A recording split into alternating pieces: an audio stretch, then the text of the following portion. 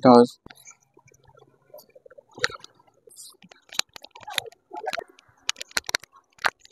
संतरीचे वाढ ओके पण ते परत वाढतंय ना जोपर्यंत गोळ्या असेल तोपर्यंत कमी झालं मेडिसिन पावर संपलं परत दुखणं चालू बरोबर ना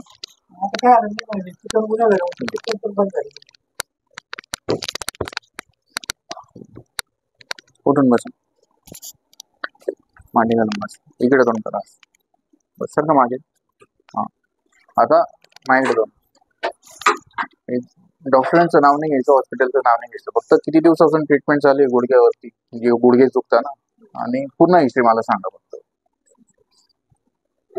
2 वर्षापासून दुखतंय.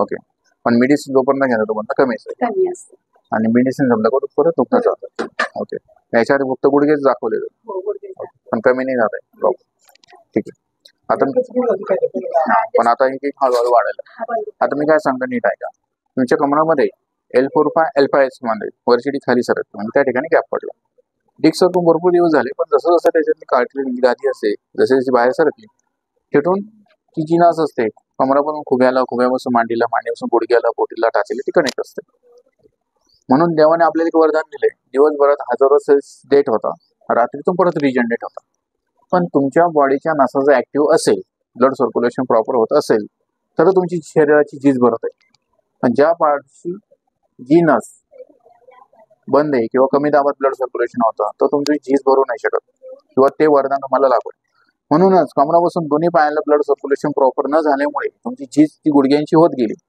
पण ती झीज भरूनच निघत नाही रात्रीतून आपण रात्री जे झोपतो जो आराम असतो त्या सेल्स रिजनरेट करण्यासाठी तो आराम दिला पण त्याच वेळेस ब्लड सर्क्युलेशन त्या पार्टला नाही झाला मग झीज भरून नाही निघू शकत किंवा डॉक्टरने मला मेडिसिन दिलं की नसच बंद आहे तर पाहिजे ते जे मल्टीविटामिन वगैरे जे पाहिजे त्याला ते भेटायला पाहिजे सेल्स रिजनरेट व्हायला पाहिजे तो भाग भेटायला पाहिजे ते भेटत नाही आता जेव्हा डिस्क पोझिशनला जाईल कार्टिलेज लेवल येईल तेव्हा ती नस प्रॉपर ब्लड सर्क्युलेशन नाही गेल तेव्हा झीज भरायला लागू होईल पण तोपर्यंत झीज होतच जाणार पण हे 1-2 दिवसात होत नाही आता जेव्हा डिस्क पोझिशनला जाईल कार्टिलेज बाहेर लेवलला येईल तेव्हा ती नस चालू होईल त्यालाच म्हणतात LS-सायटिका प्रॉब्लेम म्हणून कधी कधी तुम्हाला याच्या आधी कमराला टिच्च भरणं चमक भरणं कधी कधी जास्त उभं राहिले जास्त मांडी घातली जास्त गुडघ्यावर बसले जास्त चालले तर कमरापासून पाय दुखणार जड पडणार रग लागणार कळ लागणार मग येणार बधीर पडणार त्याला सायटिका प्रॉब्लेम म्हणतो म्हणून दिवसभरात हजारो सेल डेट होता पण रात्री पण त्या रिजनरेट व्हायला पाहिजे गुडघ्याची झीज ती भरून निघत नाही म्हणून कालांतर झीज होत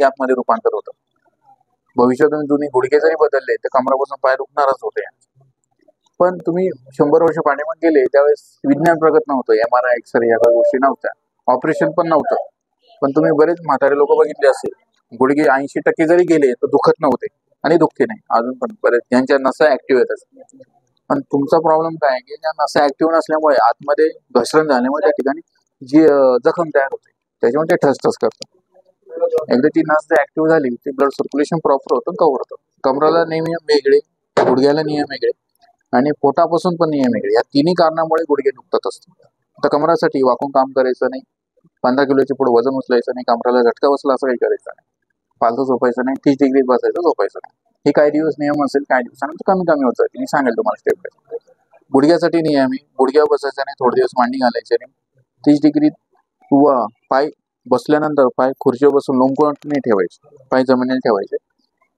दुसरं पोटासाठी नियम आंबट वातळ गॅस ऍसिडिटी पित्तवली या गोष्टी थोडे दिवस खायच्या नाही नंतर जसं जसं प्रमाण कमी होईल नंतर ते पण गोष्टी चालू होते समज फालतू झोप डोकं इकडे पाय तिकडे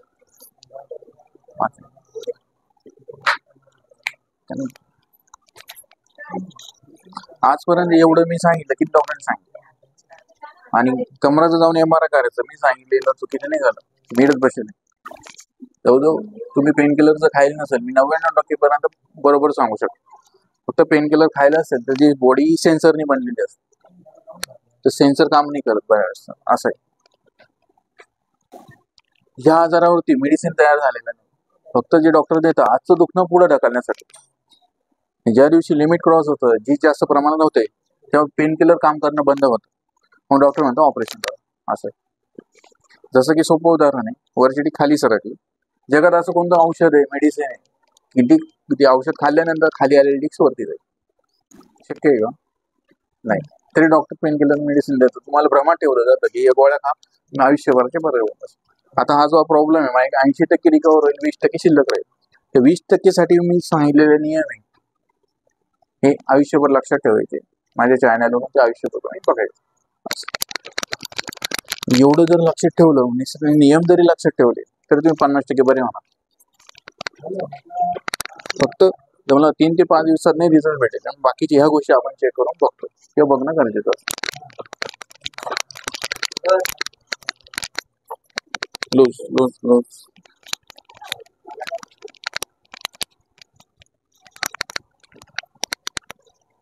लूज. बाकी मग मी जरी गुडघ्यावरती ट्रीटमेंट करत बसलो गुडघे बरे होणार नाही. जेव्हा हे ऍक्टिव्ह होईल तरच गुडघे बरे नाही का. कसे होतं माझ्याकडे तो बस करा. अशी आहे करा, अशी आहे करा बस.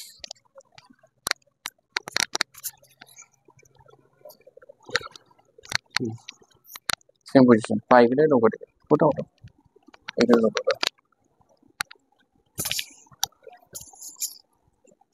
करा. अशी आहे बस. कुठं पाय इकडे डोकं तिकडे करा आणि सरळ झोपा. सरळ झोपा.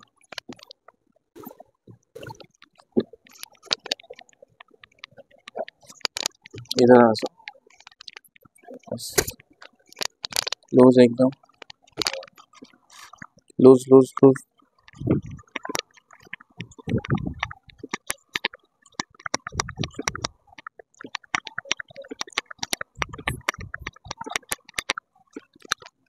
Loose loose.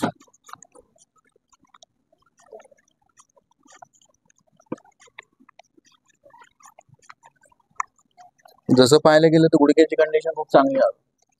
असं फिरत आहे तिकडे.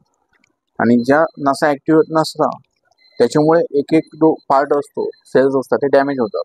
मग त्याच्यामध्ये लिगामेंट आलं, कार्टिलेज झालं, सगळं झालं.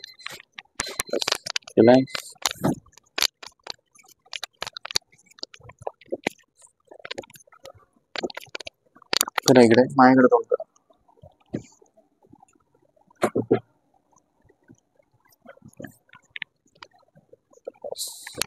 इलाज होता मॅडम. सर्व झोपा बस. जरा असं पाय फोल्ड करा फक्त बस. असंच ठेवा 2 मिनिट मॅडम. दोन्ही मिनिट